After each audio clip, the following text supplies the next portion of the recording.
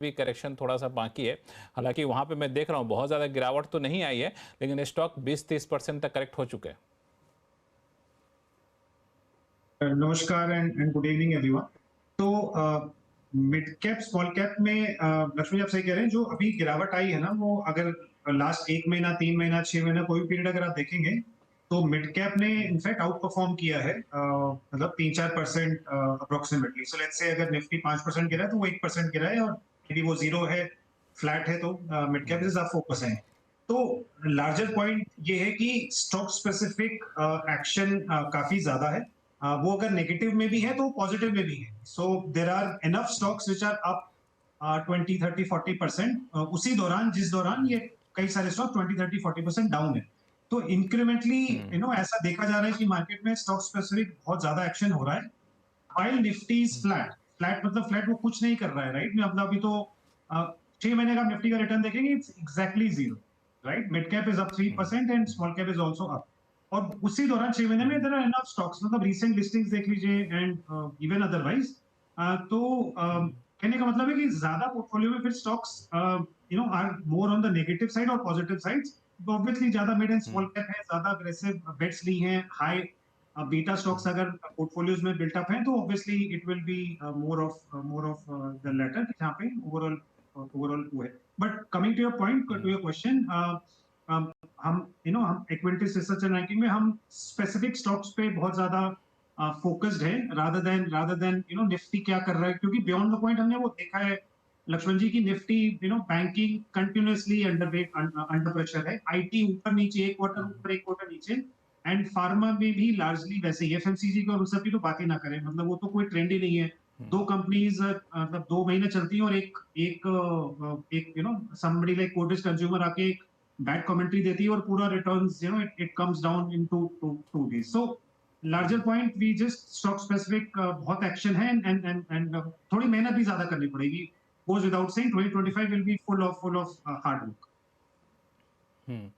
प्रकाश दीवान साहब, मुझे जब मार्केट को देख रहा था, कुछ कुछ स्टॉक्स भी देख रहा था, आईपीओ भी देखा, तो मुझे एक कहावत या कहें कि लोग बोलते हैं आमतौर पे कॉलोनी में, सोसाइटीज़ में, वो बात याद आ गई कि घर में या फिर सोसाइटी में कोई नई बहू आती है तो लोग उसको ज़्यादा तवज्जो देते हैं, भले ही दूसरा कितना भी सुंदर क्यों ना हो। तो कितनी भी बड़ी बड़ी कंपनियां, लोग उस पर बहुत ज़्यादा भाव दे नहीं रहे, और नई नई कंपनियां आ रही हैं और मांग रही हैं 10 करोड़, आज आ रहा है उनके पास 14,000 करोड़, तो उस पर ज़्यादा ध्यान दे रहे हैं लोग। क्या साइकोलॉजी होती है इसके पीछे? नहीं, सही बोला आपने लक्ष्मी जी। बट देखिए, कॉलोनी में नई बहू आए और उस सारे साल कोई और शादी नहीं हो, तब तो वो नई बहू की अहमियत भी रहेगी। लेकिन अभी हो ये रहा है कि शादी का माहौल है कि हर घर में शादी है। सो उस नई बहू की इम्पोर्टेंस थोड़ी सी इसलिए कम हो रही है।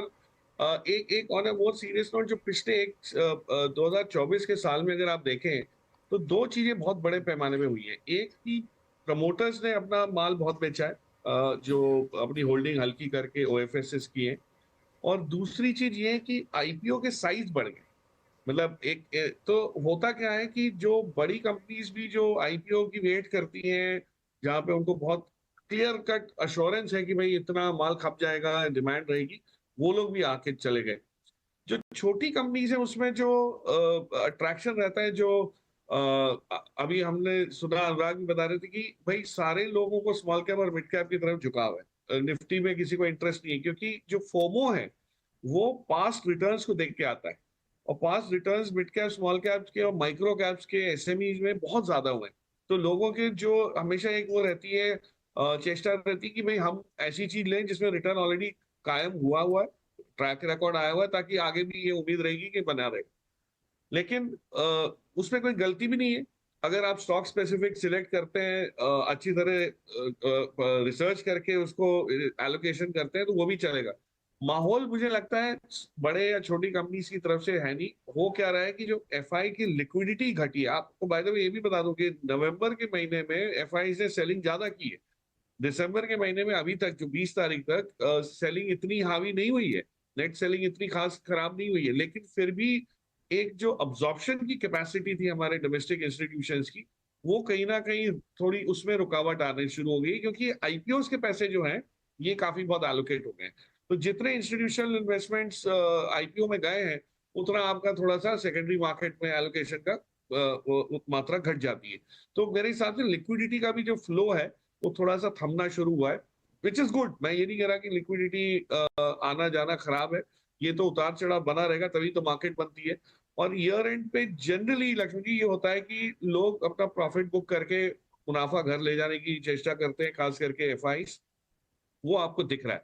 तो हो सकता है कि अगले हफ्ते से तो एक्टिविटी और भी घट जाए। तो ये हफ्ता तो आप छोड़ दीजिए, या दिसंबर का महीना छोड़ दीजिए, अगले जनवरी से जो शुरुआत होगी, और जो अभय जी समझा रहे थे कि अगले 1-1.5 महीने में बहुत अच्छी अपॉर्चुनिटीज आएंगी। तो हम तो ये देखते हैं कि अगर आपने समय से पैसा निकाला हुआ है तो उसके लिए अपॉर्चुनिटी है, और जो समय से नहीं निकाल के बैठा है, जो पोर्टफोलियो में फुल्ली इन्वेस्टेड है, उसके लिए रिस्क ज्यादा हो जाता है। तो डिपेंडिंग ऑन आपने क्या एलोकेशंस किए हैं, I think the opportunity is very bright, likely to be very bright. मतलब मैं ये नहीं कह रहा कि गारंटी से आ जाएगा, और अच्छे कारणों की वजह से आना चाहिए कि हमारी इकोनॉमी बेशक वीक रही हो, Q2 खराब रहा हो, जीडीपी स्लो डाउन रहा हो, लेकिन सरकार वैसे कदम उठा रही है जिसकी वजह से ये इम्प्रूवमेंट आपको दिखेगा। तो डर है, लेकिन डर के आगे जीत भी दिख रही है। डर के आगे जीत दिख रहा है। अब अग्रवाल साहब, इन्होंने एक बड़ी अच्छी बात कही कि एक समय था जब एफआई काफ़ी ज़्यादा बेच के निकल रहे थे, डीआई मोर्चा संभाले हुए थे, लेकिन डीआई को लग रहा है कि यार अब तो एफआई तो बिल्कुल मूड में है ही नहीं रुकने के, तो वो या तो संभल गए हैं या फिर उनकी झोली खाली हो गई है। जी, मुझे नहीं लगता झोली खाली हुई है। आई थिंक अभी भी काफी जो नेट इनफ्लो है मार्केट में वो पॉजिटिव ही है, नेगेटिव नहीं हुआ है। तो ये हो सकता है कि डीआईआईज ने थोड़ा अपना कैश बढ़ाया हो पोर्टफोलियो में, और वो पीरियोडिकली करते हैं 2-3-4% कैश बढ़ाना कि मार्केट ओवरहीटेड है तो उसको थोड़ा, या कोई ऐसी अपॉर्चुनिटीज दिख रही है होराइजन में जहां पे डिप्लॉय करे, कोई बड़ा आईपीओ आ रहा है, जैसे आपने देखे 2-3 बड़े आईपीओ आए लक्ष्मण जी, और अभी पाइपलाइन में भी हैं मार्च तक। तो वो थोड़ा कैश कंजर्व करे कि आईपीओ में पार्टिसिपेट कर सके। वहां पे भी प्रोरेटा एलोकेशन होता है, तो एप्लीकेशन उनको बड़ी डालनी पड़ती है। तो मुझे लगता है उससे ज्यादा कोई ऐसा पैनिक या क्लोज टू पैनिक सिचुएशन तो कहीं नहीं दिख रही है मेरे को डोमेस्टिक इन्वेस्टर्स में। और जो अभी भी थोड़ा पोर्टफोलियोज में या एनएवीज में नुकसान है लक्ष्मण जी, वो भी एक पूरे साल में देखें तो पॉजिटिव रिटर्न ही है, उसमें से जिसको कहते हैं नफे में नुकसान है थोड़ा।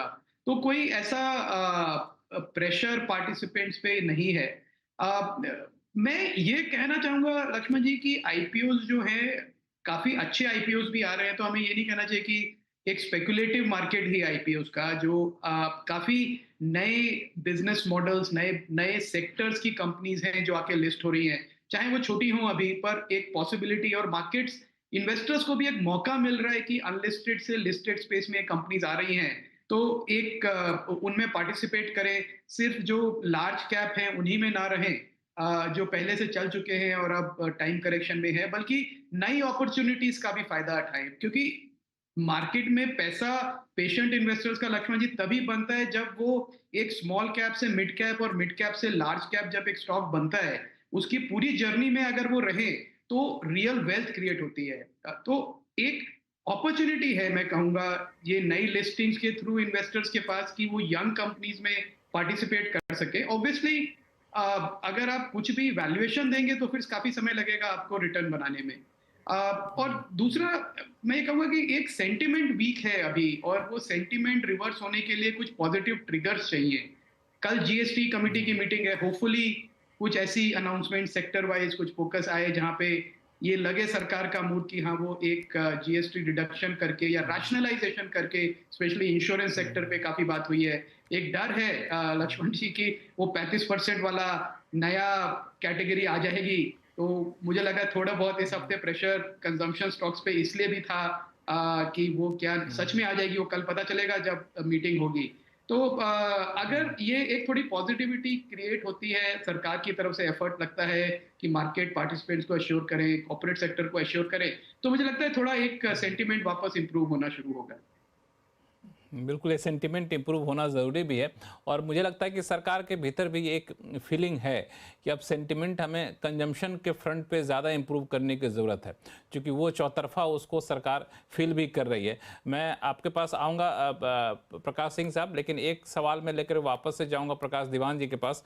प्रकाश दीवान जी, मेरा सवाल ये है कि लोगों ने जो नए इन्वेस्टर हैं, वो जो कोविड के टाइम में आए हमारे साथ जुड़े, उन लोगों ने देखा कि यहाँ तो 6-6 महीने में पैसे डबल हो जाते हैं।